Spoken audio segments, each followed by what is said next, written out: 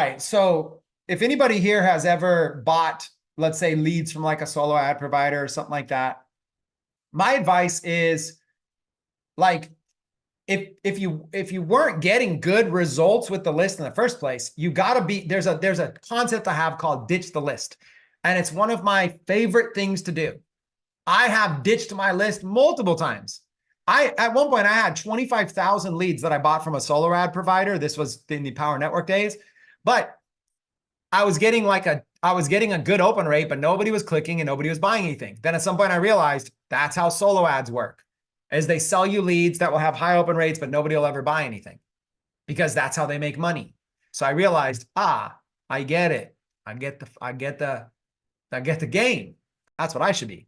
Seems like some good money. All I got to do is keep selling the same leads that open things and don't buy things. You know how easy that would be? I could sell you 10,000 leads that open things and that open emails and don't buy things. And I could then resell those 10,000 leads to everybody. Tony, I have not sent any emails since I brought them over from GetResponse in early February. I could do this all day long. So my advice is for those of you that in the past ever did any kind of solo ad leads or something like that, I would practice something called ditch the list. That's my favorite thing to do.